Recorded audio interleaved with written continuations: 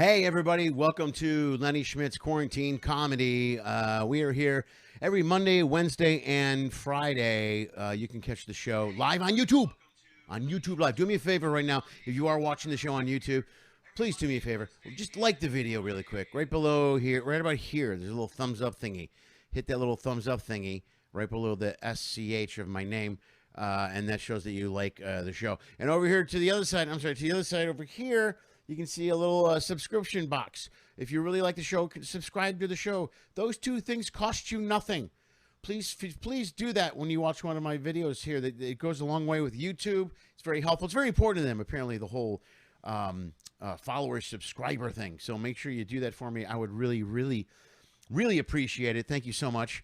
Also, if you really enjoy the show, we don't do this for free. Well, I do. It is for free for you guys, but in order for me to keep going and keep doing the show to the quality that I'd like to keep it. If you want to donate and support the show financially, become a supporter to the show, please feel free, bam, to do that right there. Look right above me. I fixed the little logos there. You can go to my website at lennyschmidt.com/if you can. You can Venmo at Lenny Schmidt Comedy. Or you can go to my Patreon page. I'll talk about that at the end of the show, Lenny Schmidt Comedy, and you get all kinds of stuff for joining that. There are $1 options at all of those. You can do $1, just as little as $1. If you watch the show and you enjoy it and you have a good time, and it's worth your time, it's $1. What's it worth you for $1? What's it cost you for $1 of entertainment? What do you think the show is worth to watch the show? Or even like if you're cleaning the house and you hear it in the background. What's it worth for the white noise? We charge $1. I think white noise is worth $1.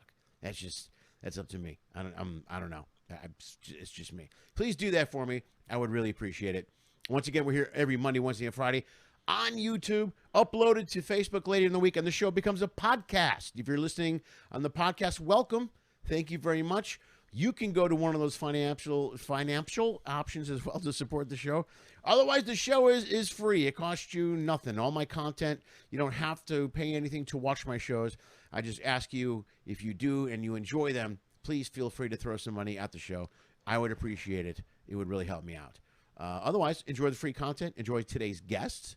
And I will see you soon. There's going to be, hang on, I have a really fancy intro here. I'm about to screw it up. This is taped sort of for a second. It's taped temporarily. We're about to go live in a minute. And usually when we go live, I make a tremendous amount of mistakes. So I hope you enjoyed this. Where are we at? 25 minute, 2 minutes? I don't even know how long we're at. 3 minutes of entertainment without any mistakes, because you're about to see quite a few mistakes. Enjoy yourselves. Enjoy the show. Bye-bye.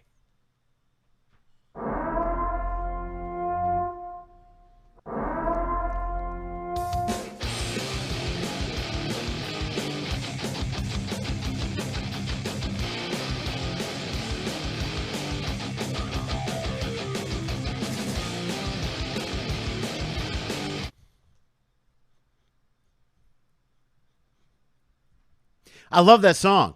I don't even know what it is. It's like one of those made-up songs. It's one of those free ones. You know me. I don't pay for a song. That's one of those. You can use it for free. It was made on a computer. You're welcome. That's what it is. Hey, I noticed I was listening to my intro. I sound drunk, don't I? I seem to slur a lot of words. I noticed this. I don't know if I'm getting old. I don't know what's happening. I was on a cruise ship. This is a long time ago, obviously. I was on a cruise ship about a year ago, and a guest complained they thought I was too drunk for the show. And I don't drink before shows anymore. I did. I used to. Let me tell you something. When I was younger, in the early days, Mr. Schmidt slammed some tequila before shows, but not so much anymore. But yeah, this one was like, he's really drunk. And the captain came to me. Well, not captain, because they don't do that. It's not the captain's. It's like the captain took time from driving the ship. Said, hold on a second. I'm going to go check on the comics. I'll be right back.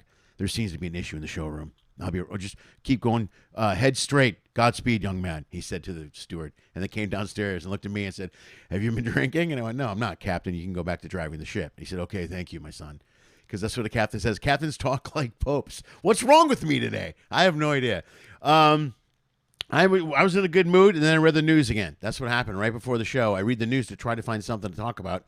And As usual, there's nothing but bad news. Now, all right, I'll leave you with good news at the end, sort of. But all bad news. You know, the fire, man. That fire in the SG4, the San Gabriel Valley. That fire burned the distance of the Los Angeles Los Angeles National Forest. The entire distance of the forest, 23 miles. That fire burned from one side of the mountain all the way to the desert. The whole thing. Do you have any idea how much forest that is? That is a lot of forest. That's the biggest fire ever in California history, I believe. It's enormous. It's gigantic. But it hit the desert sometime today, and now it's going to die out. There's nowhere for it to go. Can't burn the sand. It's stuck in the desert. So that's what the fires are going to. It's 3% contained, by the way. How bad is that fire if it's only 3% contained and it's at the desert? Think about that. All right, that's bad. First of all, two things. I wish the best. I have followers on the show, absolutely Vince and Tammy Mulligan, supporters up north, people that are stuck in areas where there are fires. I wish you the best. I hope you're okay. I hope your families are good. And I send out huge thank yous and props and prayers to everyone involved, as well as the firefighters and the people on the front line that are risking their lives, man, and fighting these fires 24 hours a day. It's been nonstop for weeks. So I wish you the best. Please be safe. And that's it. Okay, here's the good news. Here's the good news. Norwegian started scheduling ships for November. So some of you may or may not know that with their ship schedule. If you're ship followers or Norwegian fans, they have a ship scheduled for November. Not only do they have ships scheduled for November, they're going out of Florida. They're the first cruise line to schedule ships out of L.A. So they have L.A. ships scheduled, which is huge for me because I live in L.A. So obviously you know that because I don't know what's going to happen. But I don't know if that's going to stand. I don't know what's going on. Next week, I believe they'll be making some sort of decision as far as the no sail order goes. So that will change or flip sometime next week. We'll know more, obviously, next week. It ends on the 30th. They're assuming they're going to make their changes and their announcements by the 21st. I think I'm talking to Patty's mom. I think that's happening right now. Is that what's happening? I don't know. I said Patty. I think Patty's mom freaked out and gave her the headphones back. She said, "Hi, Patty's mom. Hey, how are you? Wait, come back. Tell her to come back. Where is she? Come back, Patty's mom. Come back, Patty's mom. There we go. Bam! Hey, Patty's mom's on air. There we go. Woohoo! Okay, that was Patty's mom. Yeah, that's our guest. She'll be here in a second, Patti Vasquez. That's the best. All right, real quick, let me just say hello to... here's the other bad news, which I'm sure we're going to talk about in a few minutes. Ruth Bader Ginsburg passed away today. Literally within the last hour or two. This has been... You know what? Here's one more bad news thing. I don't want to make light of this. This is a bad situation. God, she was the toughest woman I've ever read about in my entire life. She was an amazing person. I watched all the movies about her, read about her. She was tough, man. She was hard as nails. She was funny. She had great... it's going to be different now. We're losing her off the court. But here's something else that happened that I wanted to bring up earlier. The fires up north are now approaching the Empire Triangle, the Emerald Triangle, and that is where the pot grows in Northern California. That is Humboldt County. There's a bunch of counties up there. That's where they grow the pot in Northern California. So now they're saying they evacuated the pot growers. And now the pot's going to be burning, which is going to make the smoke a lot different in all of California. But now there's talking about there's going to be a pot shortage in a few months, and all I can think of is okay, that's enough. I get 2020. That's enough. Okay, I get the point. Just stop it. Stop it. There's nothing else you could do. Okay, don't come for our pot. Okay, that's all I really have. Okay, folks, we have a guest coming out here in a second, and maybe her mom. I don't know. I have no idea what's going on anymore with this show. But let's do this. She is a comic I've known. Again, one of the many comics I've known, or one of the few comics I have on the show occasionally that I've known for decades. Literally decades. Literally. Literally, I said that right. I always screw that word up. Literally, last week was Vince Moranto, and today is Patti Vasquez, who is also a comic from Chicago. Really talented, very funny, awesome comic. And she has so many other things.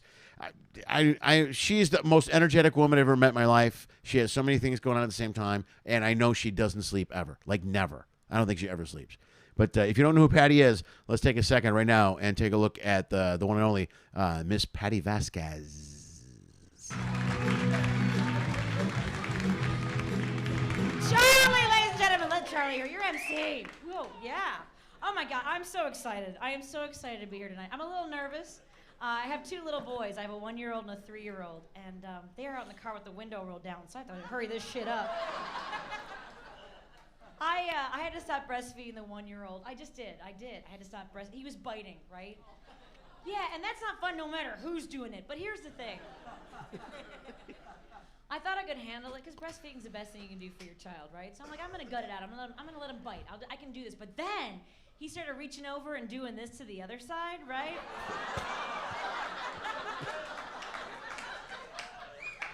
With this look on his face, it's like, don't go anywhere with that one, okay? That's how I imagine him talking. I don't know why. Like, he's got a martini and a cigar. Hey, doll, keep it fresh, all right? I think that breastfeeding was the weirdest thing I had to do as a mom. It's the weirdest thing, and it changes you so much. It really does, because they got so heavy. My breasts got very heavy. I know they got heavy because I weighed them, and yeah, that's not easy. You have to use the produce scale at the grocery store. But here's the thing. Digital is much easier, just slap it right on there. That hanging basket is such a pain in the ass. Plus, they're so pissy at Whole Foods. Yes, they're organic. Back off, bitch. So. All right, that's Patti Vasquez. Let's bring her out here live in person. My good friend, the one, the only, Patti Vasquez. Here she is. Look at, there she is. I'm in the green room. You are in the green. You're in the real green room. I don't know how to use. I do Zoom and all these other, conversation sites, and I can do a background, but for yours, I can't figure it out. So apparently. Yeah. Sorry, I got this fancy setup here that only I can do the green screen. Although I can't even figure it out. So there you go. Maybe it's not as fancy as I thought. Here, let me fix it. Hold on. That's perfect. So that's my basement. Oh, it looks good. That's a great. I want that backdrop. Can you send that to me? That'd be perfect. I'll use that on my green screen. Absolutely. I'm always amazed at how much of a professional you are. You were literally on a show right before this one. It's like, I don't think you ever stopped doing shows. Like, you go from one, like, right to another. I'm, like, watching it, and you're like, you go, all right, guys, I got to go. I got another thing to do. And I go, wow, I wonder how long this is good. Oh, shit, she's right here. She's right here. Okay. Yeah, you're that quick. I wouldn't let you down. Well, and that's the fear, isn't it? I mean, and the entire time I hosted a radio show, there were only a few, but the thing is, you remember the ones that weren't there, and yep.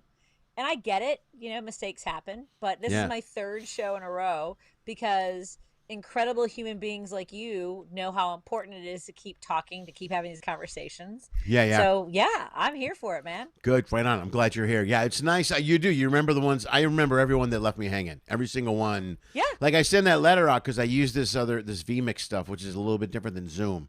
So you have a certain browser and all this stuff. So I'll send a letter out. I always send a letter out. Chrome? I'm not on Chrome, am I? It doesn't matter. I don't care. It's working. It's working. Whatever you did, it's working. So let's leave it. Are you on your phone or your computer? Computer. You have to be on Chrome. You got to be on Chrome. Okay. Are you? Tell me. I don't know. Maybe that's why I can't hear you as well. But I'm gonna pretend. Okay. I'll smile and nod a lot. Yeah. Okay. Just smile and nod a lot. Okay. Yeah, no, but you'd be, well, but here's the thing, it's also on your show, because I think about you occasionally when I do my show. I don't want to sound creepy, but occasionally I think about you when I'm on my show, because I don't have a guy. I don't have a guy where I can go, hey, Trevor, get him on the phone. Hey, send me the text. Hey, there's no one I can point to. I got nothing else. I got just me. I got to tell you something. Yeah. I didn't have a guy either. I had the appearance of a guy. The appearance of a guy.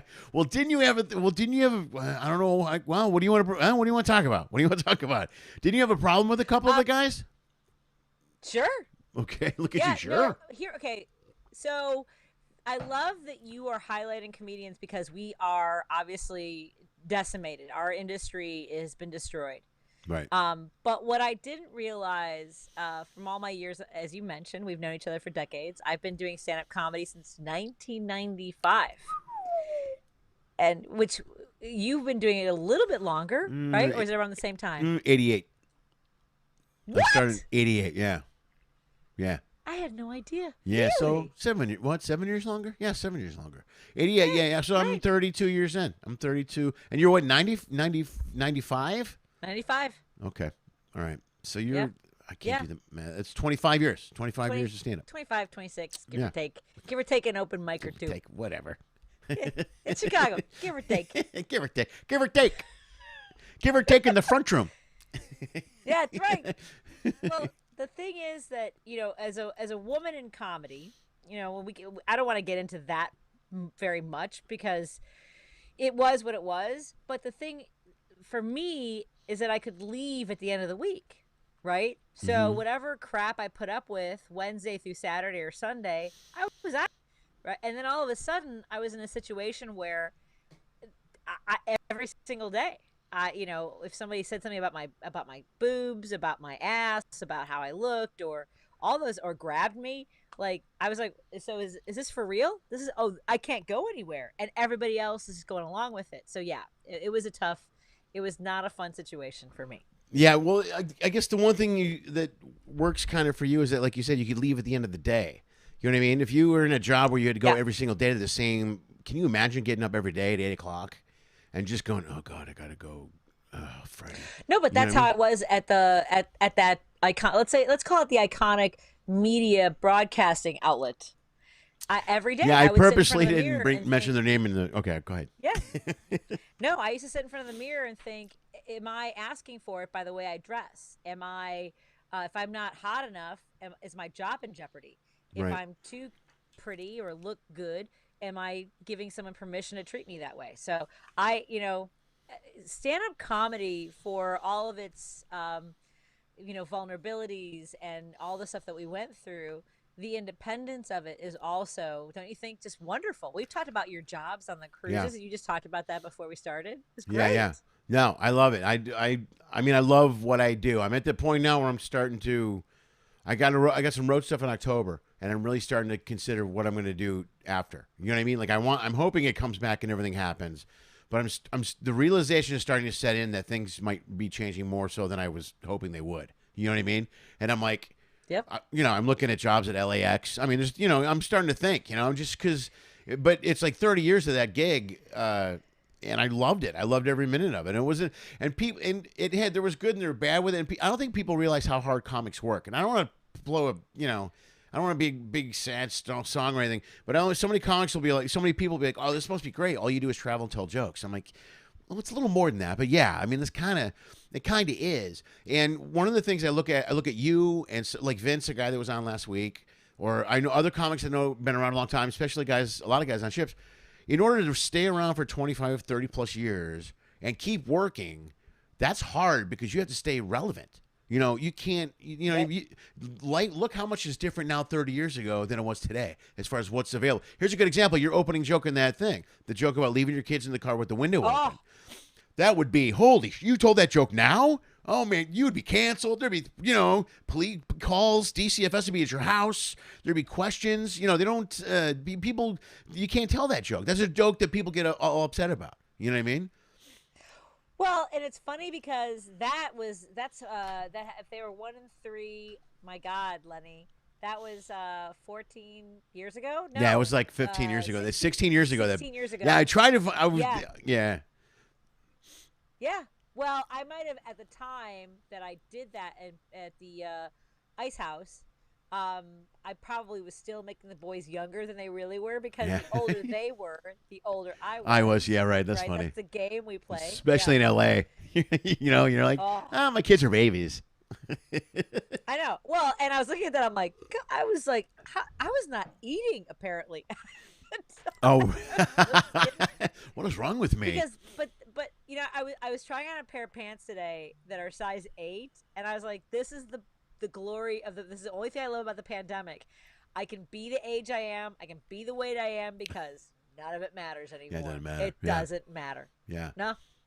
No one's gonna say All nothing bets to are you. off. Yeah. Yeah, I know. Yeah, it's all new world order, man. Everything's changed. It's amazing too how people do. Like at news, I go out now. At night, I go out and do Uber Eats at night after the show. Like I'll close this up and go do Uber Eats. I got news for you. People, when they go out in public, don't give a shit. People are walking around with slides on, pajamas, sweats, robes. I mean, I'm not kidding you. Everywhere you go, people are at the store. I've seen people walk in pajama tops, and not even no makeup. Not that you should have makeup, but, people are not put together. Guys with the hair all messed. Nobody cares. Nobody cares. They're just no. They go. They're wearing masks. Who's gonna? Yeah, they're right. Exactly. They just run in, run out. It's a mask. No one's gonna care. Not brushing their teeth. What's the matter? You don't have to do nothing. Well, my dentist noticed.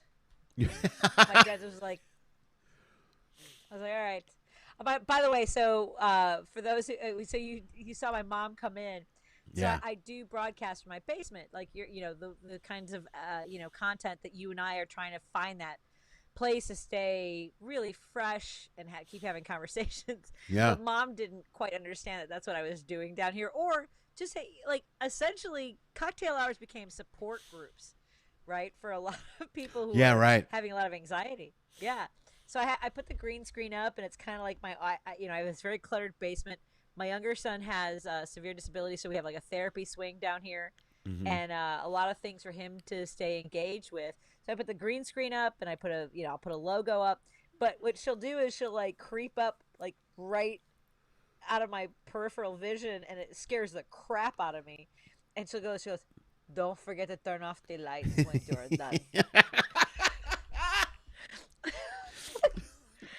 I'm like, okay. I'm 15 again. Yeah, it's like you're 13 living in the basement downstairs. Did you do the laundry? You leave it. I folded it. Have you met my mom? No, I just know your mom's a person. I've heard your impersonation of your mom many times, so I know. It was that crazy to see her. It's like, she looks just like you make her sound. You nail her as far as the impersonation. It's perfect. Yeah. Well, that's good. Lily does that too. Lily always goes up and puts her head right here. And if I don't see, like if I can't see myself on the monitor, like if I'm off, like I'll be cutting and stuff or whatever. If I cut back and she's right next to me, I'll just see it in the screen. And it'll just be, ah! It's like, it's like Candyman. I'll just freak out. Right. Which she might come in. Get that you're not in that moment. She might come in here, by the way. She might come in here because I told her that you were on the show tonight. She got all excited. So your daughters were always so great when they came in studio at that iconic broadcasting outlet. Yeah, they were great on the radio. They loved being on the radio. They thought it was really cool. They thought it was the neatest thing. Fun. Yeah, they were a blast. It was nothing like. Well, it's funny because I've known you since the '90s, and I still geek out about. I mean, like the work that you've done, as an actor has just been so much fun to watch. I'm like, I scream a lot when I. Oh, good, thank you. I get that every once in a while. Somebody will yell. And I always know when something, for some reason, I've been very lucky. Like I always say, I have a good body of work. I never had to do work I was embarrassed to do. You know what I mean? I never did a gig where I was like, I can't believe I was on that show. Everything I have is like really cool stuff. So for some reason, my True Blood, I don't know if it was on a thing or something, but everybody watched it recently, and I've gotten a ton of messages in the last 4 days about True Blood. And I was like, wow, that was weird. Because the original programming is running out. So I think that, and I think maybe Lovecraft Country is, reminding people of HBO's legacy of these series. Oh, great shows. They used to have a great. True Blood was obviously a reimagining of the vampire story and fairies, and so I'm guessing that they're rediscovering True Blood as well. Well, that could be. I haven't watched that show yet. I haven't watched. What's it called? The new HBO. Lovecraft. Yes, it's amazing. Really good. I want to see. I want to see. It definitely has. Go ahead. Go ahead. No, you go ahead. Go ahead. The storytelling of True Blood.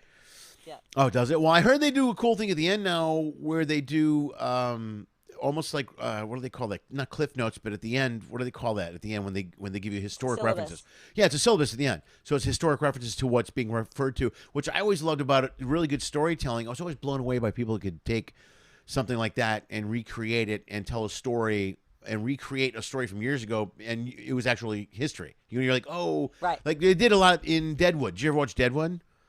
Yes. That was an HBO too. A lot of stuff in Deadwood was based on actual, and you read about it. Oh wow, I didn't know that was true. There's a lot of stuff that's true, and then obviously they have to embellish a lot of stuff because I mean, real life isn't really that entertaining if you think about it. You got to add some sort of, unless it's 2020 and there's something happening every day. So this would be like a, Right.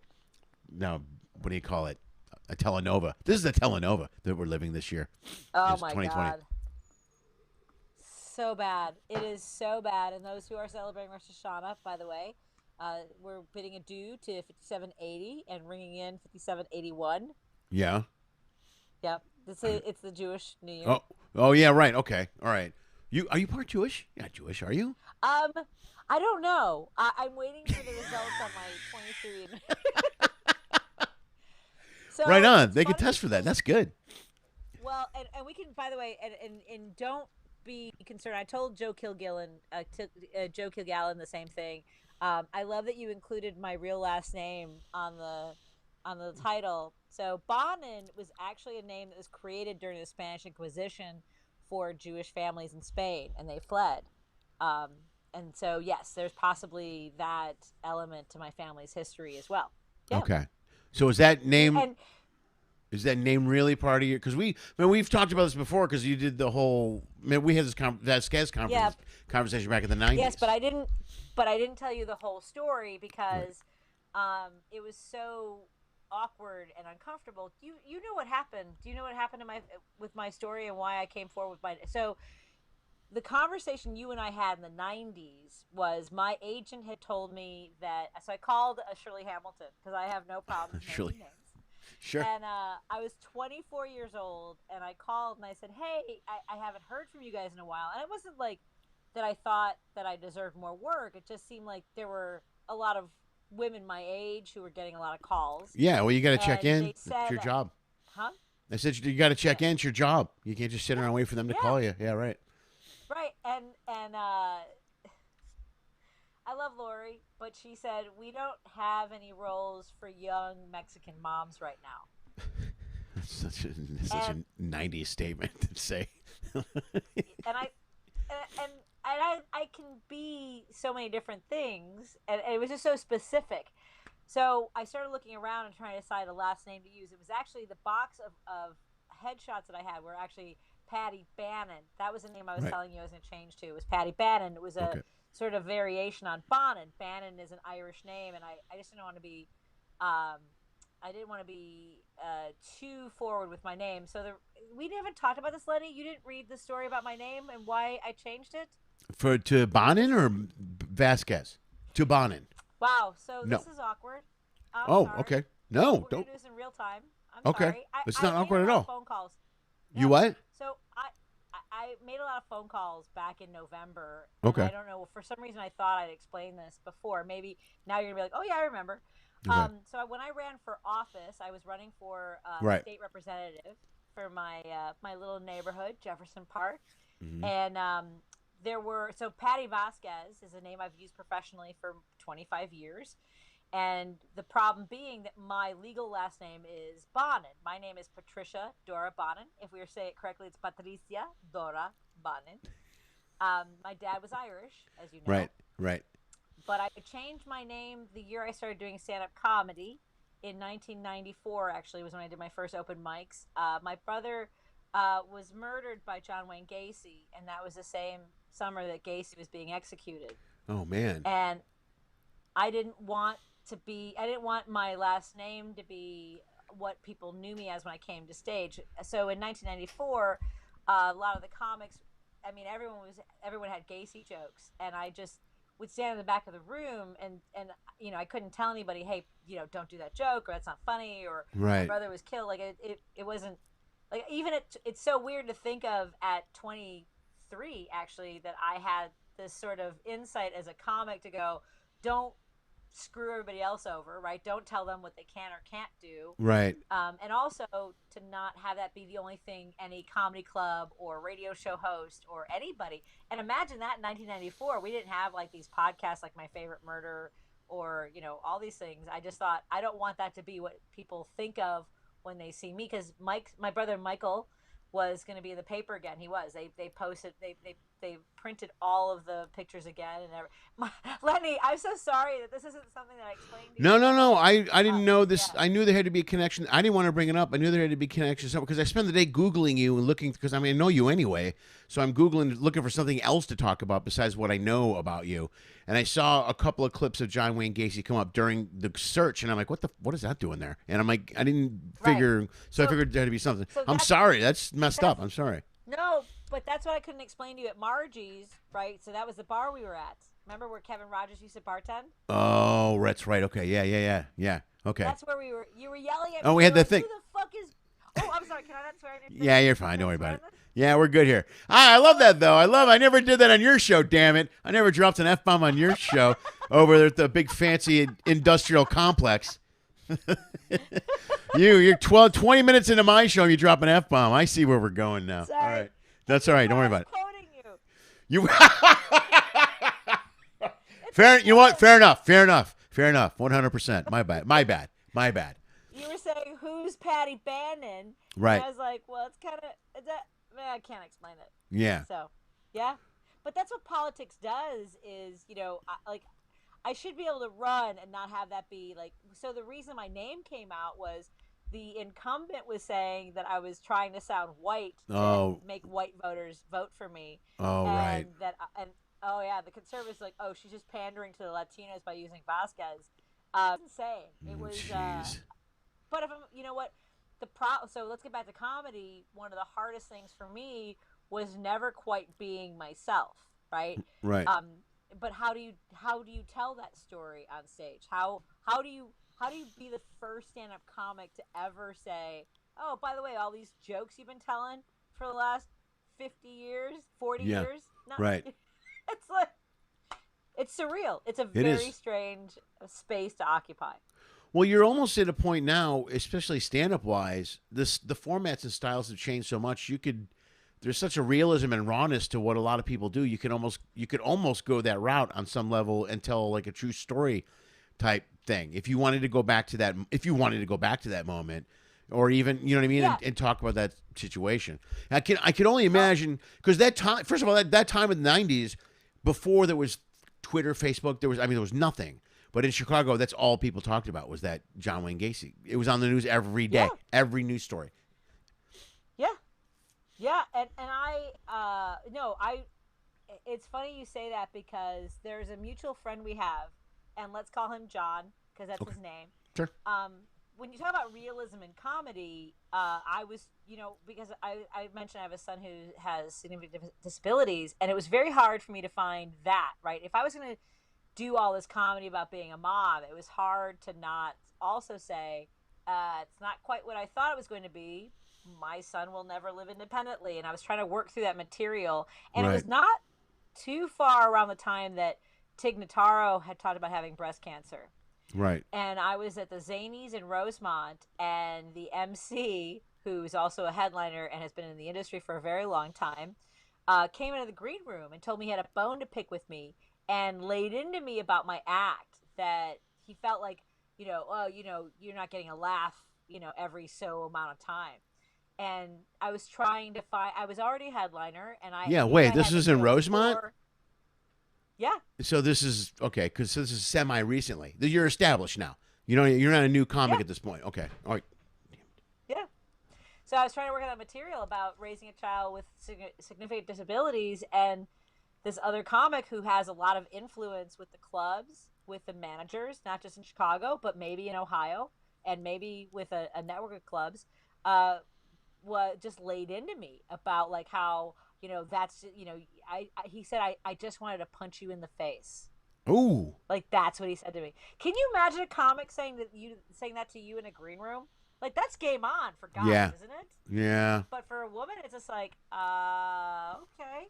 I don't know what to say. That's bad, uncomfortable. That's a lot of things. That's assault now. In 2020, that's a thing. You can't do that. You know what I mean? Cheers. Yeah, cheers. Well, you have to tell me this off the air, because I don't think you told me that story before either.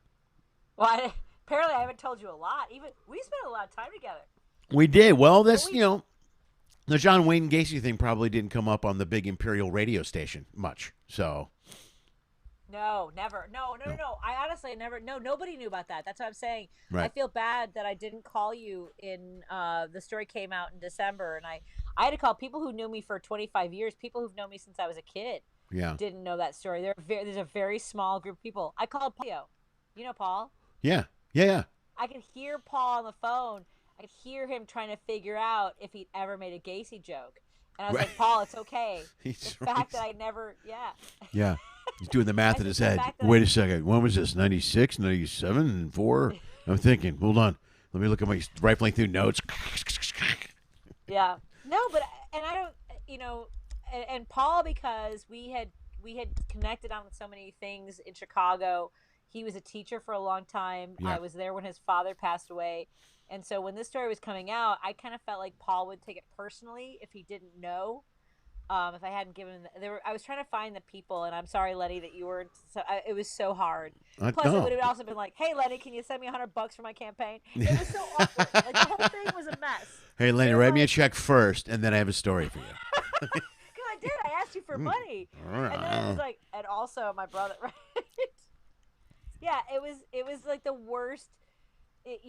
Politics is as bad as they say it is, and actually much worse.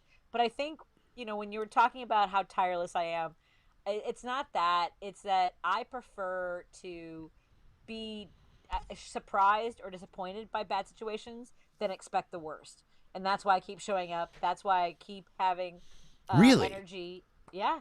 I'm the I opposite. know.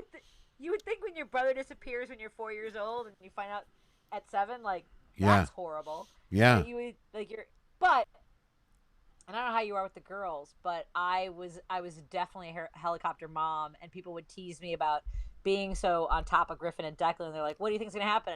And I always wanted to tell them, Yeah. No. I know what can happen." Yeah, right. Yeah, you don't know, but that it stays with you. That's embedded into your mind. As if you're a 4 and 7-year-old child, you know what I mean. You grow up, think about that as a child. You know what I mean. If I can't see, nothing like that has ever happened to me. But when Lily was little, we used to go out, and she used to love to hide in the clothes at like Target. You know what I mean. And I'd go Lily, and you wouldn't see her, and I would more than a dozen times where I'm like, nobody move, and I'm running around just looking for, and she would come out laughing, and I get so mad at her. I go, you can't do. I shut down a whole campground once because she disappeared when we were camping. Yeah. I almost lost it. I'm like, I drove around the campground, ran through tents. I mean, it was a scene. Police showed up. She came out crying. I'm sorry. I'm like, oh God, and then you feel bad because she's just 6. She's being 6, Right. But what are you gonna do, man? Your mind, you got this thing in your mind that you just know. Yeah. Well, and that's the thing about our generation.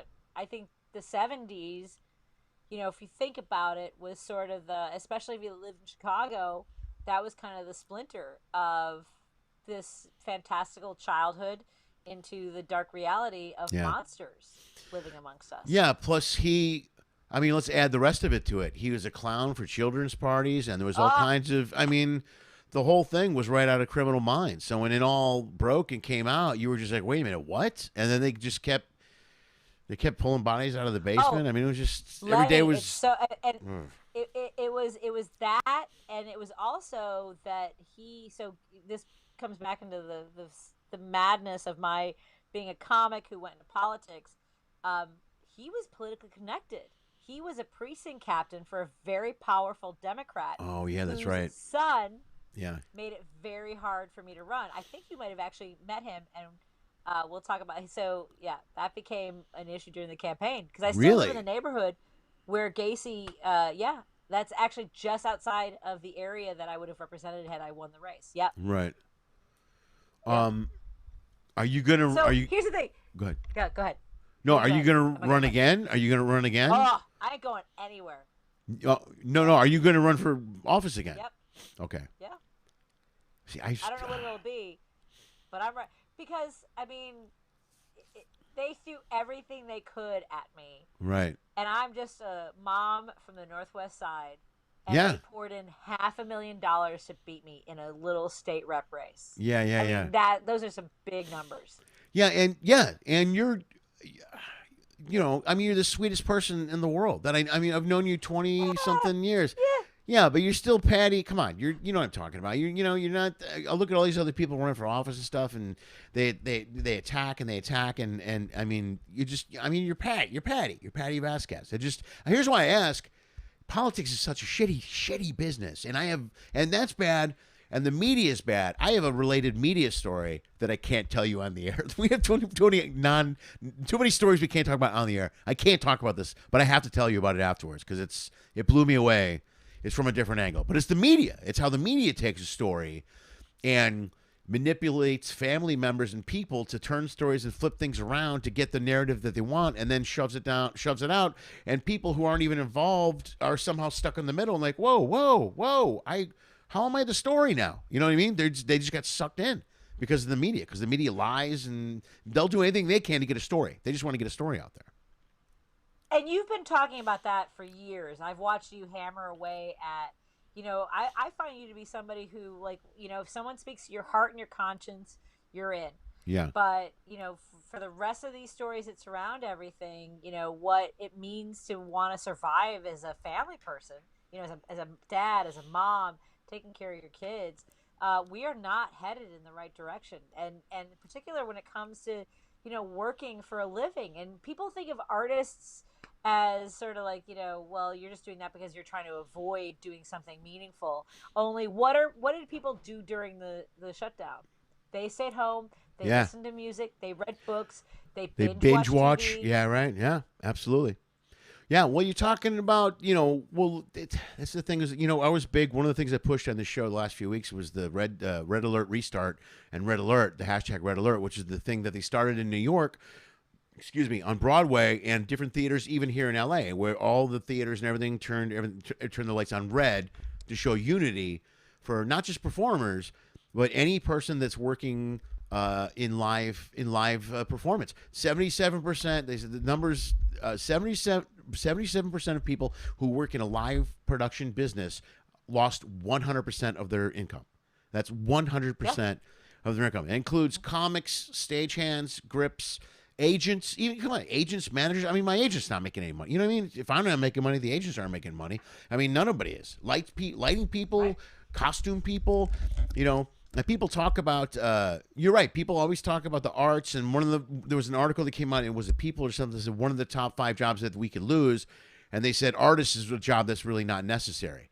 And I'm like, you know what, the article was created by someone. If there wasn't for artists, you wouldn't have this article. You wouldn't have the picture that was in there's a million, people don't realize how deep art goes and how much is involved. And people don't just do it because they don't want to have a real job. Because you know what? Believe it or not, this is a real job. There's a lot of things we do, and we work our ass off. There's a lot of stuff between traveling, writing, editing, uploading, downloading, all this stuff that we're doing to stay relevant and stay out there. It's a lot of work. And we wouldn't do it if we didn't love it. We don't just do it. We don't do it to avoid work.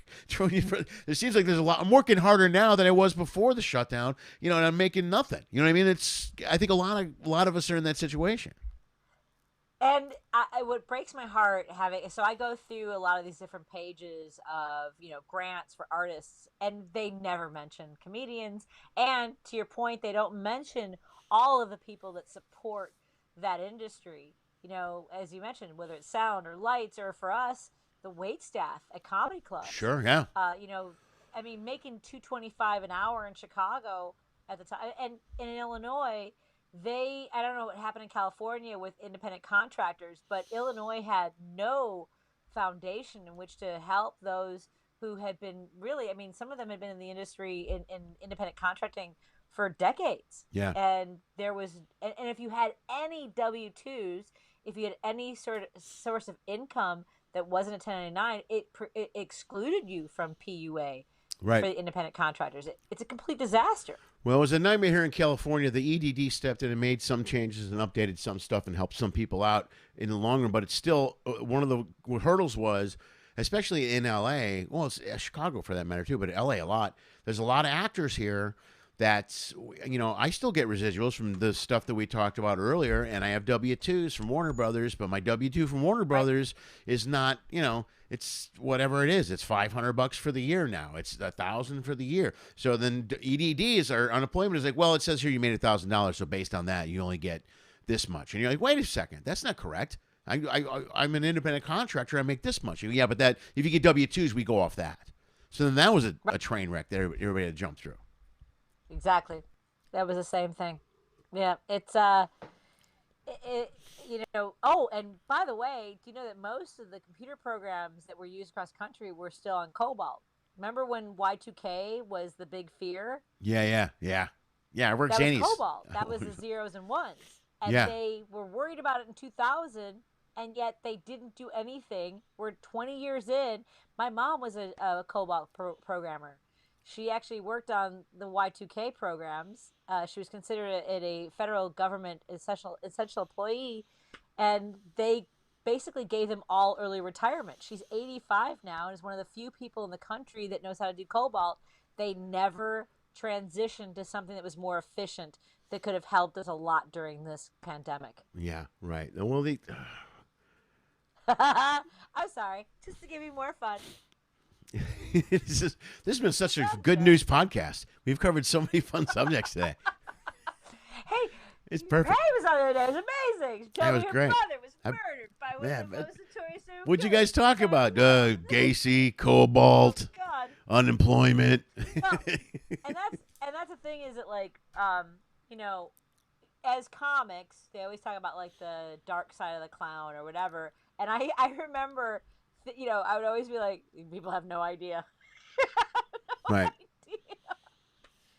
There is a dark side of it, and here's what it is, and maybe it's what happened to my brother, and I was very young. We feel life very intensely, right? Actors, you and I have both done that. We have taken on the cloak of someone else's words, and that there's an escapism to that, and there's a beauty to it. Mm-hmm. There's something very different to standing on the stage and wanting to pour your soul out in whatever way you can.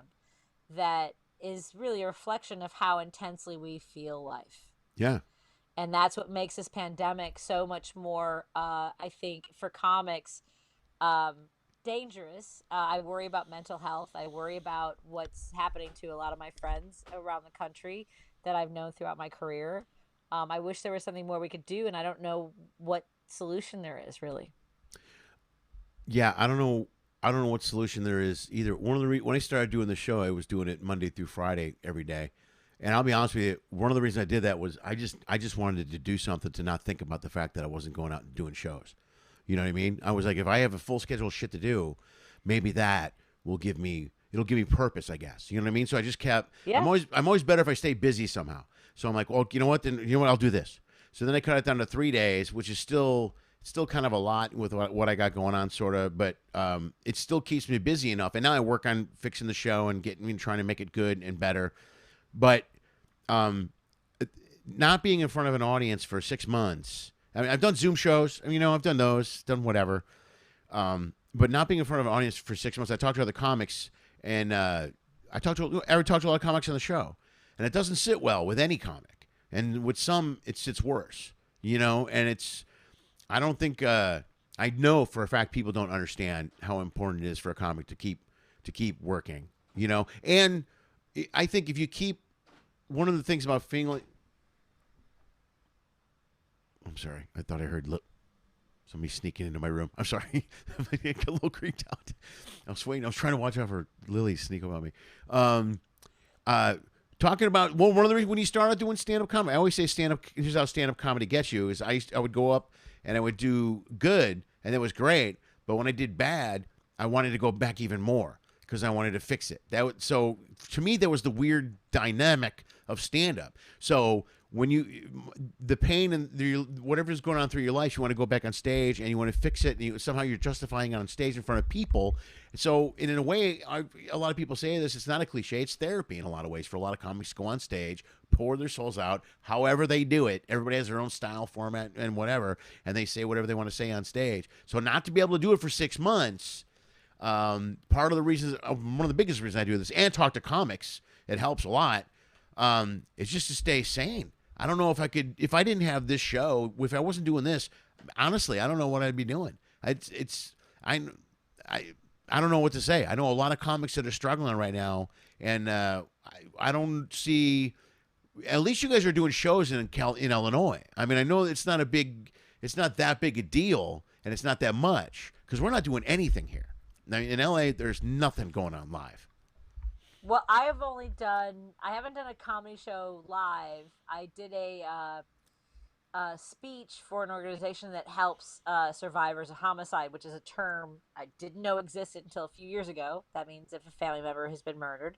Right. So I was trying to help raise funds because obviously fundraising is impossible right now. Everyone's struggling. Right. But other than that, I've only done Zoom shows, digital shows, and it's, I'm glad that I'm doing it. I'm not necessarily writing new material because I'm usually toward the back end of a show and everyone's doing COVID and and you'll even see some great pros, some legends sort of like doing the like I'll wait for the laugh 2, 3, 4 and so yeah and it's weird to see people who've been in the industry for 20, 30 years do that. It's almost new, but because I was in broadcasting and didn't have an audience for so long, you're doing it. You just keep talking. I saw you like the beginning. It's like I'm just having a conversation and you're talking to people like it's an intimate exchange, and that's what's important. That's the hard thing to really teach, and I think that comes also from acting, where it doesn't. You can't always rely on the feedback of the other. Whatever the that's a good point. Dynamic is the audience or the other actor, because sometimes you're just acting to a camera. So that's something that you and I can do, I think, and I think you do that brilliantly. The other thing is that I do have this weekend I have 2 live shows. This is my first time. It'll be my first time in front of a live comedy audience. They're outdoors. They send me all the safety protocols. Everything that's expected. I bring my own microphone, my own stand, everything. But I mean, I can't take the risk, really. I'll do these, but I'll be nervous for the next few weeks. I have a very good friend of mine who's Lenny, how many people do you know that have battled COVID? Oh, I don't know many. Honestly, only 2. Only 2. I have 9 now. 2 have died. Right now, I have a very good friend of mine. He and his wife traveled to visit her parents. He and his wife are battling COVID, and they just found out that his father-in-law, who's in his 90s, is also battling COVID. I just can't. My son, if he was in the hospital, I wouldn't be able to be with him. He doesn't speak at 15 years old. Intellectually, he's like 2. Yeah. My mother is a breast cancer survivor. In this house, I'm the primary breadwinner. And whatever that's worth now. Right. So it's hard, but at the same time, like I kind of want to get my feet wet whatever way I can. So I'll do an outdoor show, right? And I'll still be scared, and that's not a place that we can create from, really. No, but you can also maybe. I think the challenge is going to be channeling that fear into material that isn't whiny and bitchy, like a lot of the Zoom and a lot of stuff I see people complaining about everything from COVID to the lockdown, everything we're going through, and everyone's going through a hard time right now, but I see a lot of these Zoom shows where it's all just bitching about being stuck in the house and it's all the same one trick pony, whatever. It's the same one thing. Trick. So like when you sit one trick, okay, that's it, one trick. That sounds like a circus. I get it now. That makes sense. Like when you talk about doing a Zoom show or a show at the end of the show, and you don't talk much about COVID, and you don't I purposely haven't try to stay away from all that stuff. I try to focus on, kind of what I've always did stand up wise, just my life now, because both daughters live with me now. My focus is on the fact I live with 2 teenage daughters. So a lot of my material comes from the fact that I live with 2 teenage girls and we're stuck in the house together for a while. So I'll talk about that, but I'll try to stay away from making it whiny and bitchy. I just think too many people fall into, maybe it's just because so many people are suffering and struggling that it turns into whiny and bitchy, but it's not funny to me if you watch a show of people just whining and bitching about not being able to go to the bar or a ball game. Well, and that's the hard part about comedy is that, while we do it from a personal perspective, it's also more effective. People identify with it. Unfortunately, right now, what people identify with is this just morass, this sort of, and it's so different across the country and how we're experiencing this. When we talk about the president and saying that, if people in the blue states die, that's okay. I Yeah. mean, Yeah.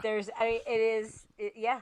I mean, so there isn't what we had before, in person at comedy clubs, was at least things that we could connect with and identify with. And now it's just like, when you don't have those day-to-day routines that people might go like, oh yeah, it's happened to me. Yeah.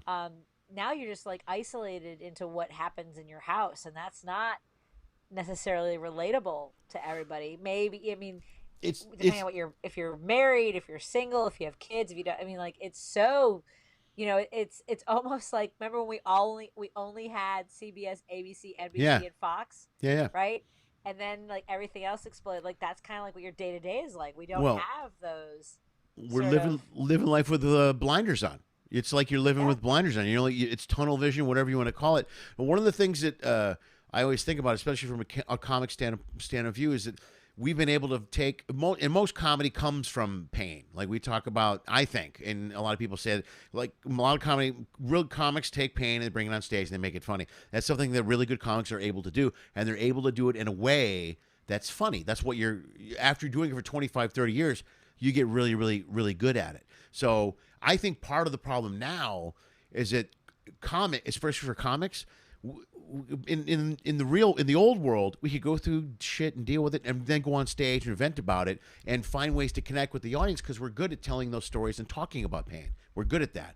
But that outlet's been taken away from us now. So now we're stuck with blinders on. We're stuck here. We're on Zoom shows. There's too much in a comic's head to think about or focus on telling a story the way that we've always wanted to. It's like we're hitting a wall everywhere we go. You know what I mean? It's like, well, I'm going to do, all right, that's not working. That's not working. We have to reinvent too much of the format, enable for us to be able to do the job the way that we've always been really good at. Right. And the things that, look, the pantsless, doing Zoom without any clothes on or whatever, it's everybody, right? So there isn't, it's very hard to find the uniqueness. You're in your home, you're going to bake, or you're going to, purge, or you're going to, it's very hard to find that, what the pain is that's specific and conveyable, especially on Zoom, performances. Right. Which is why, I mean, like, for me, autobiographical humor, I mean, I still have these moments where I try, and look, we can try to tweet them, we can try to Facebook them, but yeah, I don't know. I know that there's a way back for comedy, and I hope that, that there are still, I don't know if comedy clubs are going to be the way to do it. I think that, there's going to be more theaters. I think there's going to be a lot of spaces that we could probably use. I mean, LA, you guys have always been very creative about having comedy shows and laundromats. I think that there's going to be plenty of vacant spaces for us to do live performances coming up in the next few years. Well, there have been a lot of the backyard shows going on. Whitney Cummings just started doing a backyard series out of her backyard. I think they're going to find ways to, obviously, they're going to find ways to recreate the format. You know what I mean? At least on a live aspect of it. Because we can't survive on just Zoom and internet, I don't think. I think so much personal interaction is so important in front of a crowd. Like, it was an outdoor show. Everybody's doing drive-by shows and car shows. They're weird. I haven't done one yet, but I've heard about them. So I've done one live show in the last 4 months. I did one gig in Orange County in a bar when we first opened up. But besides that, I've done nothing but a Zoom show. So. But I've mostly done Zoom shows. And now is a good time. Like, I had Tommy Dreesen was on a few weeks ago, and he said he went off on a whole tirade, and he was right. He goes, if there was ever a time that we needed comedy, like, now is the time to need comedy. Now's the time to find a way to get humor out there. But that's the problem with having sort of dismissed us. We were always just above the clowns. And no disrespect to clowns. I think you and I have known some professional clowns in our careers. But, yeah, it was never, if we would say we were artists, people would scoff at us. Right. But we've always been the ones that spoke truth to power. we've always been ones to call out the inequalities or the injustices, and it may not be, perceivable when you first see it, but in essence, everything we do is about the injustice of the world and life. Right. In relationships or in race or gender. That's been the very nature of it, if you break down comedy, really. Right. Or so, but especially I would say when it came to class. I think that the very heart of stand-up comedy is speaking out against the social inequalities when it came to wealth. Well, I was always that was one of my big things coming from, I mean, a single mom, 5 boys growing up. So my stuff always skewed toward, the everyman type thing. You know what I mean? Where I was always like, I would talk more about people and what we're going through, the struggle, what it's like to just survive, as other people that just, I mean, it's weird because now with this pandemic, I think about it this way. The people that are doing okay are the 1%, and the people that are okay financially, and on some levels, people that are really, I don't know what it's like in Illinois, but the homeless thing here now it's off the charts. It's insane, and it's people that are struggling are really struggling. And it seems like, and I got so frustrated early on, they had a concert. I think they stopped doing these mainly because the vibe came across bad. There was someone that did a video, and there was something, it was that concert they did that Elton John was on, and all the 3 late night hosts hosted this show, and it was the stay-at-home show or whatever. But the problem is every artist came out to do a song or a performance and told people to stay home and not go out and support the lockdown.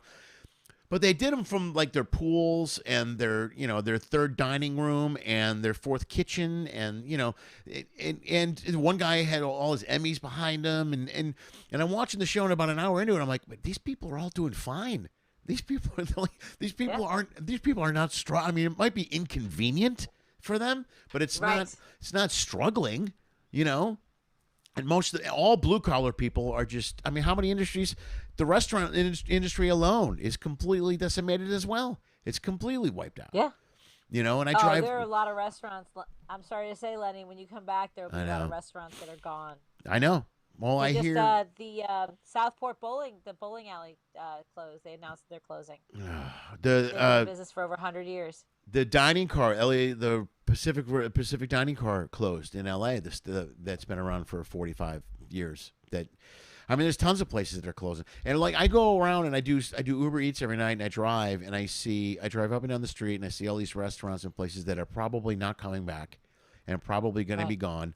And I do, what I do a lot is I go out, I buy street tacos and food trucks, and I support the smallest local business I can find when I go out to eat. You know what I mean? I don't go McDonald's and Amazon. They're doing fine. They're going to be okay. Yep.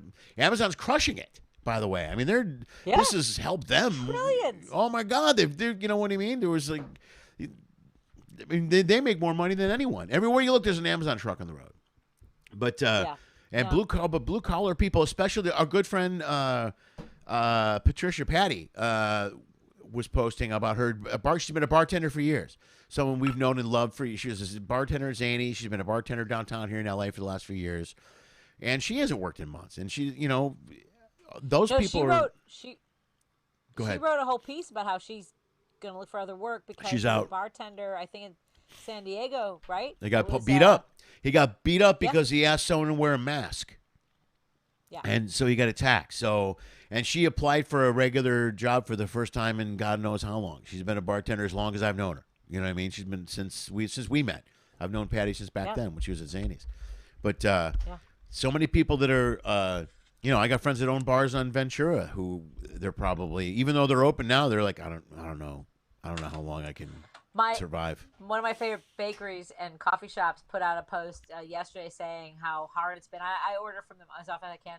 That's Fanny's Bakery. That's my cupcake that I've been enjoying tonight. Oh, no way. Right on. But it's like, a friend of mine who she's working. She's a journalist. She was asked to take a 10% pay cut in order to keep her job. But we were talking about, she's like, I don't want to hear anyone complaining about weight during COVID. because she's like, it means you're surviving. And for me, it's like I'm investing in my neighborhood joints. Yeah, I'm yeah. fine with it. Every time I get the muffin top, I'm like, it's a little bit of Gale Street in, it's a little bit of Super Dog, got some fannies, Yeah, got my percolator coffee shop. Yep, I'm doing it. yeah. And by the way, it's not that I have money; it's that I have really good credit. Good for you. I Right I on. got a 750 credit rating. I'm helping everybody out that I can. Yeah, good for you, man. That's good. I'm like driving around at night doing this Uber Eats and stuff. I love Mexican food. You're making me so hungry. I was looking at your Facebook too. I'm looking for pictures. You have a lot of food, a lot of pictures of food on your Facebook. Look at that. Looks good. Oh my God, that looks good. I'm so hungry. Yeah, I do. I forgot to say hello to people that are watching. We got all involved in talking, but I bring it up now because Robbie Davis is here. She just said hello, so I want to make sure that you say hello to Robbie Davis because I told her you were going to be here. I used to call her the patron saint of comedy, but she's our goddess. Can we just elevate her and Donna to goddesses? Yeah, right on. That's good. I like it. Oh yeah, Larry. She is okay. We have questions now coming from people. Larry, her dad's Irish, so she didn't. They wanted to know if.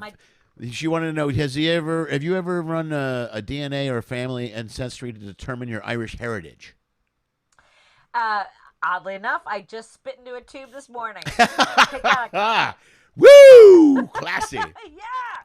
So did I. I did that too, but it's got nothing to do with heritage. And that wasn't just for. It wasn't actually weird. Yes, my aunt has done the entire lineage of our family. I mentioned the name Bonnin originates from the Spanish Inquisition. That's because my aunt Pat, my family comes from County Cork. Okay. Mag O'Doyle came here. Okay. Second generation Irish. But we actually did it because my mother is Native American, but she doesn't know she keeps changing the tribe. Sometimes it's Apache, sometimes it's Blackfoot, sometimes it's Puebla. So it's whatever she feels. It's whatever she feels it's going to be for the day. Yeah, so I took 23andMe. I spit in a tube. I'm going to mail it out tomorrow. I'll let you know how it turns out. Yeah, let me know. He's yeah. What's your is now Bonnin? What's the name that comes from that side? Is it the Bonnin? My dad's name is Bonnin. My mom's Vasquez. Okay, he comes from Bonnie. So. Yeah. Okay. All right. What else? Well, it's a Latin word. I mean, Bonnin. It's like I said, the Spaniards created it in order to designate, and then they became. It's a whole thing. We don't need to pull out the graph. Really? That's for another show. We'll do a little slide. Yeah. What do you call it? A slideshow. PowerPoint. PowerPoint. That's it. Manny Oliveira is here as well. You know, Manny is a comic. Yeah, I've known Manny for years. Manny. So I guess. He said 1977. That must be when he started. Wow. That's, yeah. All right. Wow. I believe that. So the first time I was with Manny Oliveira with Tropicana in Atlantic City.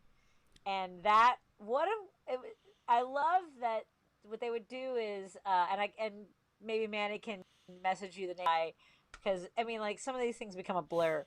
Did you ever work the Tropicana in Atlantic City? No, I never did Atlantic City. So it was always it was supposed to be a 3 show, and it was always a black comic, a woman, and a guy. Oh, really? Like, and maybe the headliner could sometimes be a black guy. I don't know, but it was always a guy.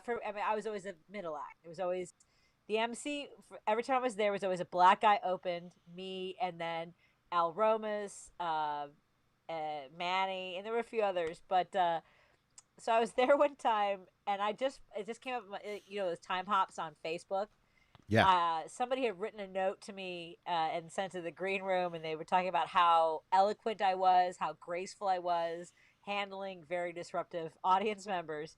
And I was on stage, and I used to wear little cocktail dresses, like it was like a sundress almost, and little ballerina flats, and I was all cute and I was doing my act, and these guys are like just heckling just relentlessly, and it was 10 minutes in, and I knew I had the rest of the crowd. This is the beauty of doing comedy long enough, Lenny. Yeah. You know when you can take your chances, right?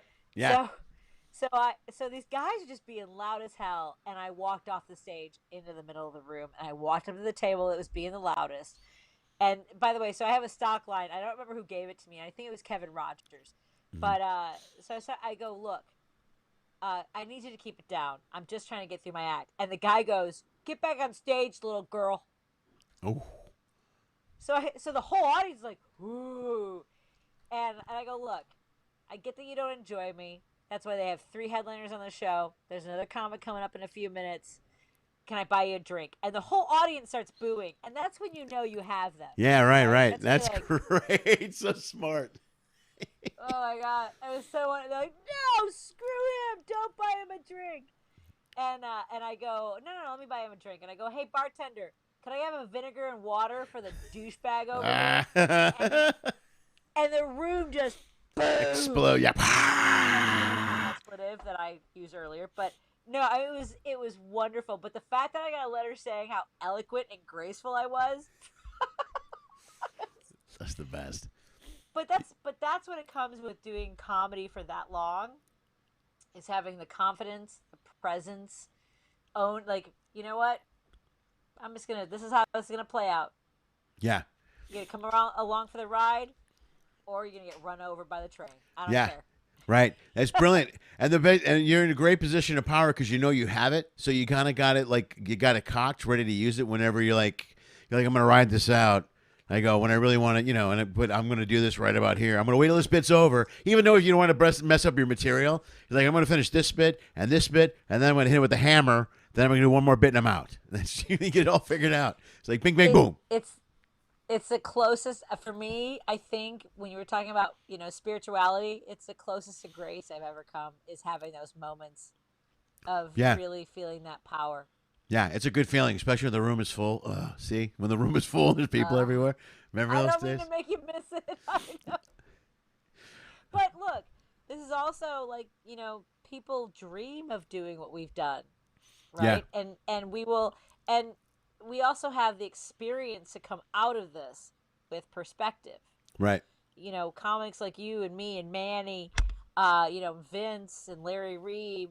I think that we are actually the ones that stand to benefit in ways that we might not see right now. Right.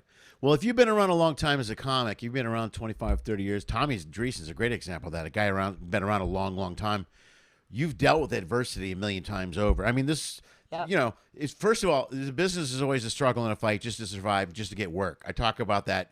I mean, any live performer is some sort of gig worker, and a comic is definitely a gig worker, and you're always hustling for your next gig. So it's always a struggle, and there's always adversity, and it's got to be 20 times harder. And we opened the show with this for a woman comic to deal with that adversity. I mean, the amount of adversity you face as a woman comic early on years ago, I think is harder than it was now. I don't know. I'm not wrong. I always have a hard time bringing that up because I'm not a woman.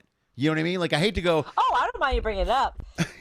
No, but not only that, but it goes back to what we were talking about. Vasquez, even. I mean, both. So Rick Geezer, who's the publicist for Zanies. Right. He was my booker for a while, and he said that clubs would tell him that they weren't going to put Vasquez on a marquee, and they didn't book women. I mean, it was. Again, it was a choice that I made. You helped me arrive at it. I'm sure that I didn't lose any work over it. No. I'm kidding. I can't believe that's the decision that Angel Salazar worked on a regular basis. How's that even possible? Well, it's a man. Yeah. Okay, there you go. Well, like, I asked Renee Hicks. Like, Renee Hicks told me how hard it was for her as a woman, a black woman in comedy. I mean, it was, right. Wanda Sykes has risen to only a certain level, but not the kind of stardom. And we haven't even talked about Ellen DeGeneres, and maybe that's for another time. Right. But, there are certain, allowances that I've seen throughout my career that aren't necessarily, given to women or women of color or, comedians who come out on stage. And look, I was just talking about this earlier. Nobody owes us anything. Right. Bookers, managers, they all have an overhead. They know what sells their drinks, and if they see that a black comic or a woman is going to prevent someone from buying a ticket, they're going to make that choice. Yeah, right. I don't know what to say. So it's not, we get mad sometimes at the wrong people when we have much bigger work to do, and which is, again, to the bigger conversation about race in this country. And, people are having these Black Lives Matter, Blue Lives Matter. it's not the police, it's the systems. It's Right. what we have asked the police to do, right? Right. So it's what we're all very tribal. We all identify with people who are like us, and we have evolved to the point where we can differentiate. If we're intellectually curious, we can do better. And some people choose to be lazy and just settle into their way of thinking, what's Yeah. easier, and into anger and rage. Well, it's also become easier.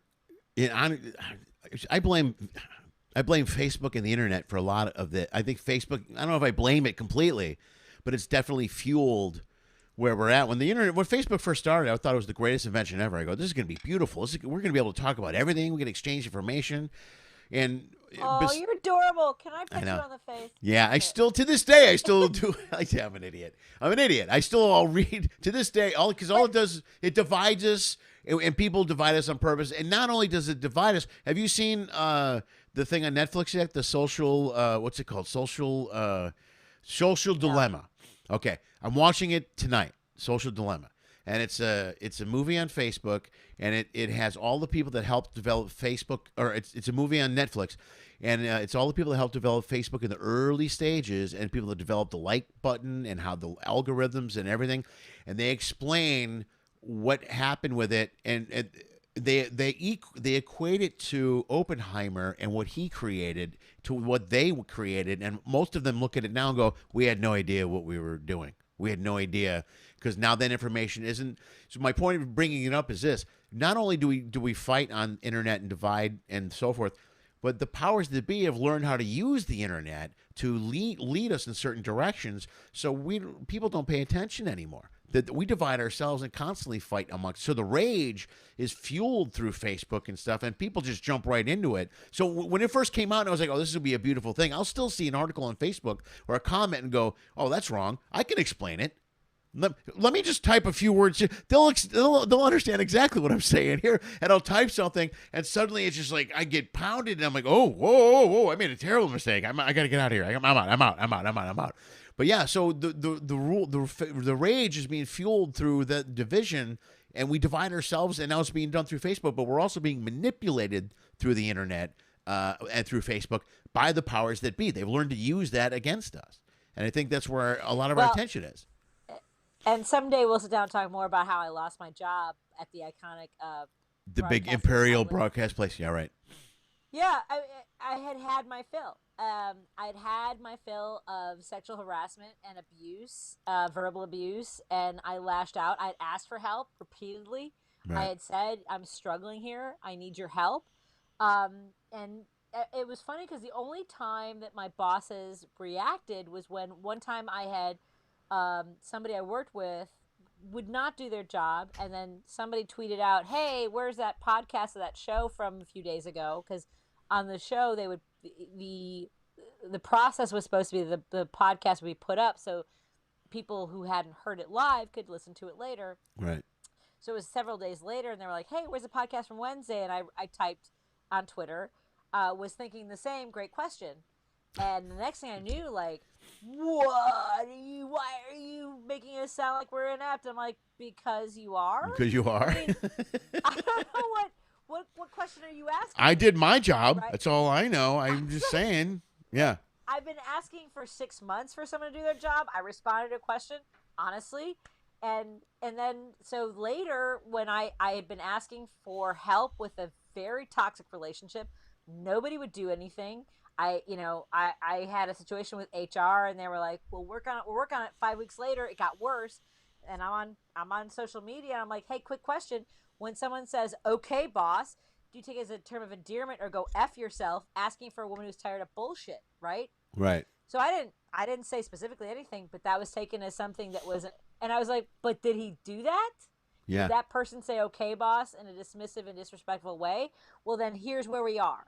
Right. Right. Right. I'm gonna peel back the curtain, but that's the adrenaline you get on social media is like, I'm gonna get immediate satisfaction. Right. But the only thing they never responded to my pleas for help. They only responded to things that were embarrassing to them. Right. Yeah. Right. So yeah. I keep asking for help in person. Again, I come to your office. I'm here again. Oh, what gets your attention? Is it everybody sees it? Why don't you take care of things before it's a problem? Yeah. Just saying. Just saying. I'm just saying. Well, everybody. Hey, as we always say in Chicago, not for nothing. Not for nothing. Not for nothing. Not for nothing. All right, man. All right, we gotta go. What time? Run. Yeah, I gotta go. It's this. Oh my God, 7:22. Like, you told me it'd be 30, 40 minutes. If I talk too much. Well, no, we both did actually. It's 7:22. This usually I wrap this up around 6:55, and things got. And I had a whole bunch of stuff I wanted to show. I had pictures and stuff. I downloaded a bunch of stuff on you. I'm like, I got all these pictures. It's gonna be fun. This is gonna be fun. And we didn't get to any of it. That's all right. It was great. This is perfect. I'm getting a friend of mine wants to meet me. He's like, "What do you want from the kitchen? They're closing soon." Here, hold on a second. Surprise me. Yeah. Oh, there you go. God, you must trust that friend. Good call. That's good. I do. Okay, look, I do. There's a All right, place man. called Old Irving Brewery. It's great. Old You're what? back in Old Irving Chicago Brewing? to watch a Hawks game. Oh, really? Oh, right on. That sounds good. Will they be there in a few months, do you think? All right. Well, there was something I was gonna bring up, but we can't do that now. All right. Did you see that the Chiefs game? There was a fan that tested positive for COVID-19. Now everyone that sat around him has to be in quarantine. I did not see that. The Thursday night game? Yeah, it had to be, right? Last week's game? Yeah. Where they were booing the symbols of unity. Yeah. They weren't booing the symbols of unity. They were booing the guy that screamed Trump 2020. Didn't you see the thing? That was my sense of things. That was I'll what? eat more cupcake. Okay, That's eat my more sense of things. Okay. You enjoy the cup. Oh, enjoy the cupcake from Franny's, and I recommend everybody go to Franny's to get some baked goods as much as possible. All right, I'm going to sign off. You can either leave immediately. What do we miss? Is there anything you absolutely had to ask? I don't want to leave. No, I had pictures to go. Well, here's the thing. I knew we were going to be able to talk for like an hour, no problem. But I go, let me get some pictures just in case I got something to fall back on. I don't know. What do you got? Show me. All right. Okay, good. Let's hold on. Good, because I set up a whole new thing today. Hold on. Let me see if this works. Hold on. Okay, here we go. All right. What am I wearing? Huh? I don't know. What are you wearing? Oh, you're decent. You're decent. Hold on. Let me lose that. Let me lose that. Oh no. Okay. Hold on. Look at this. Let me go back. Boom. Boom. Wait. Go back. Hold on. Chaos. All right. Pause. No. Stupid. Go back. All right. All right. Here we go. This should work. Yep. It's gonna work. Okay. Here we go. This is. Yeah. There's one. Isn't that great? That's at the Imperial place. That's the Imperial joint, and I'm wearing my Chicago shirt, which is very cool. Yep. I took a bunch of these pictures because you take the best. It is at the Death Star. This is right at the Death Star. You take the best selfies in the world. This is not one, but there will be one coming up in a second. Hold on, there's more. I think this is a one. Okay, and you have lots of. There's a picture too. You were Chicago Classic with Bozo. I like that. Let's see what else. Okay, good. I think we're good. Bam. I just wanted to ask, where's this, and what's with all the kegs behind you? Yeah. Do you know anything about it? Lake Brewery. That's Lake Effect Brewery. Okay. They're an amazing brewer here in Jefferson Park, and actually they're pairing up with Fanny's for a bourbon ale.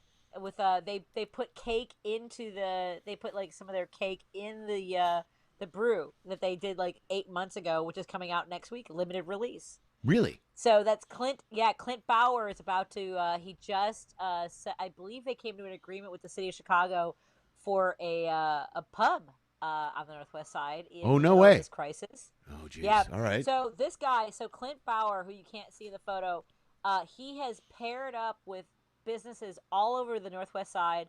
Some of the masks that you'll see with like Hawaiian print. So what he would do is he would be like, here, buy a 6-pack of My Goes and also a mask from Chicago costume, and or pretzels, and this goes with our ale, and this and like he has helped. He's collaborated with so many businesses and kept them alive. I'm really proud of some of the entrepreneurs in my community. Right. Oh, nice. Okay, perfect. Nice. I was going to ask. Yep. Patty, Robbie is asking if I have a picture of you as Wonder Woman, and I do not. I don't have one of those. But I was going to play a Batgirl picture, but I don't have that either. Let's see what I got here. Bam. Oh, there's another Chicago classic. There we go. Right? No, I took this for two reasons. One, I played it for two. One, first of all, it's Zanguly. First of all, it's number one. And number two, This goes back to my whole, you take the best selfies in the entire world. This is you taking a picture with your left hand cross-body in front, and look how perfectly framed you guys are. That's amazing. Yeah, you're like, yeah. And people don't know this about you because there's other pictures. I didn't pick the other ones that selfies with me and you, but you could do a selfie in about 2 seconds. Yeah, you're like, everybody holds, bing, boom, and it's like that, and it's perfect every time. Yeah. It's like clockwork. Okay, so I was supposed to do a YouTube video about this years ago. It's called The Claw. Okay. So okay. Right? So you have your pointer finger on the top, you have your pinky finger on the bottom. All right. And then you have your thumb as a trigger finger, and that's how you take a selfie. Oh, right on. Okay, so you do it like that. Yeah. Oh my God. I have short arms, but I can do it. And I can do it like upside down. That seems so easy. Oh my! I wonder why I ever thought of that. You should. Can you copyright that or something? You should get something out of that. That's my niece. My niece was at 19. Oh, come on. Yes. 2 reasons. I'm a lefty, by the way. You what? You are a lefty. I'm a lefty. Are you still a lefty? I got it because I'm a lefty. By the way, so that's because as you know. First baseman's gloves more common, especially in the 80s. So yeah. First baseman's glove for a right fielder who only played half a game. That's okay. That glove's perfectly acceptable. I'm saying. Oh wait, hold on 1 second. Can you just vamp for a second? Yeah, I can. Seriously. Yeah, good. I'll push it. Okay, if you guys are still, guys, this is a good show. If you guys are still here, where am I at? Where's the camera? There I am. If you guys are still here, that means you enjoy the show. Why don't you go over and join my Patreon page? If you join Patreon, go to Patreon, search Lenny Schmidt or Lenny Schmidt Comedy, and you can join my Patreon page for $1 a month. Oh, look, she's back. There we go. This is Patty. Look. Oh, she got her headphones. Hold on a second. Pause it? No. Closet. Hold on. Holy crap. Is that the same mitt? No. That's the coolest. This is one of the 3 good things about COVID is that we can do this show. You're in your basement and you can go through the box and find something from the picture. How amazing is that? Wait a second. Kill some time.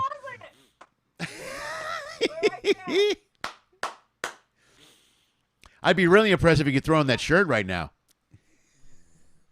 I don't think I have that. Oh, don't. Well, here, and by the way, when you can't see, remember these were mesh shirts that we always had in the 80s. Right. It's actually a Yankees shirt underneath. Oh, My dad was a big Babe Ruth fan, yeah. So it's blue sleeves. So bad. Yeah. And by the way, okay, so I think that's my dad's Crown Vic in the background too. Look at that. I think it's 1983 or 84. Yeah. Oh man, that is the Isn't that bomb. crazy? Yeah. Oh man, that's cool. That's Same mitt, Spalding, man. Spalding mitt. All right, I don't know what's next. I lost track of what this is. This is from the election. There we go. Okay. Oh my God. So also, by the way, yes, that's my ex-boyfriend. Oh no, is it really? Yeah. So during the campaign, one of the things that we wanted to do in our messaging was this is George Valiceris. Okay. Oh my God, I'm gonna have to tell my friend he's gonna be at the bar for a while. So George Valiceris is a Cook County Sheriff's Department detective, and he called me about we dated in when I was a lifeguard at North Avenue Beach. He's now a detective, and he called me about a decade ago, and they have open cases, and they wanted to ask us about the timeline. I met with the detectives. I've actually met a lot of the people who broke the case. Okay. That's my ex-boyfriend, George. Wow. So I must be a good candidate if my ex-boyfriend is willing to come. Yeah, right. That's very cool. My ex-boyfriend's moms. We had $100 from Roberta Wilk, who was my other ex-boyfriend's mom, and we were gonna do a whole letter from her, this is how much I believe in Patty. Yeah. See, you're Patty. That's what I'm saying. You're a sweetheart. All right. What's next? Okay. I played this. Oh, Zemeckis. I don't know who that is in the middle, but I know who that is on the left. So I put this up because this is also a shot from the Imperial Death Star. Yeah. But and this is more appropriately. for Nick DiGilio. So Nick DiGilio Right. was a host at that station. Let's just go ahead and say for him. Sure. Nick DiGilio was a host for 35 years. 35 WGN years. Radio. Yeah, and he started out by calling in to Roy Leonard's show, giving movie reviews, and Roy finally was like, made him a regular. Eventually, GN brought him in as a part-time host. He became a full-time host. And really, I can't begin to tell you how heartbroken I am that they let him go. So that night, I was actually suspended for the previously mentioned post on Facebook. And during my suspension, I knew that Robert Zemeckis, the writer, director of films like Oh, wow. Back to the Future and Forrest Gump, Okay. I was panicking because more than anything else, I really wanted Nick to be able to have that moment. And I was terrified that I could not pass that along for him. Right. I was able to convince him to let me stay, and was able to have that night with Robert Zemeckis and Oh, that's Nick cool. DiGilio. No, they're good. Right on. They're good. And that's a great pick. That's a really good pick. Yeah, I put it up because of Nick. I sent him a message on Facebook, but I have not heard back from him. So He's so great. yeah, he's a great guy. He's very cool. All right, here we go. Oh, look, it's me again. I had to plug. I learned a lot about you. Yeah, I've you. been it for a long time. I didn't know I was going to learn so much about what it was like to be on cruise ships for you. Yeah, well, I covered all the bases on the Singles podcast, so it's a much different life now in quarantine. I'll tell you that much. All right, and this is the last one. That's the best picture I've ever seen in my life. I don't know where that's at, but you look absolutely stunning in that picture. And that's another selfie, and that's a two-handed selfie, I think. Yeah, that's Okay. last summer. One of my best friends, Daphne, got married last year at the Art Institute. I thought that was a and wedding. that was just as I was embarking on my political career and had left behind the Death Star and wasn't sure what was going to happen. I lost a lot of weight because I was walking all the time. Yeah. And that's a dress my mom made me buy because she felt that she was battling breast cancer. She's like, before I die, you should have a pretty dress. So she bought that dress for me. Wait a minute. Before you by die, the way, okay. she should have a pretty, like you've never had a pretty dress? Wait. Okay. Also, so because my hair is so long now, I haven't had my bangs cut. My mom's like, I liked you better without your bangs. With your hair back, you look like you know. You look like So- who? You look like you know what you are doing. So apparently, with my hair like that, I look clueless. Okay, all right. Well, there you go. That's the clueless Patty from the wedding. Okay, perfect. Very good. All right. I gotta go throw the ball around. Hold on. Yeah, go throw the ball around, man. Do that. I lost. What happened? Hold on. Okay, there we go. Okay. All right. Around. There we go. Folks, that's Patti Vasquez. I think that's good. We did an hour and a half. This is my longest show ever, I think. It Where are we smells at like time-wise? Norwood Park. Does it? Does it smell like the old car? I can't believe you had that. That's the best that you had the mitt from the picture. That's the greatest moment ever on this show, I think. That's the greatest.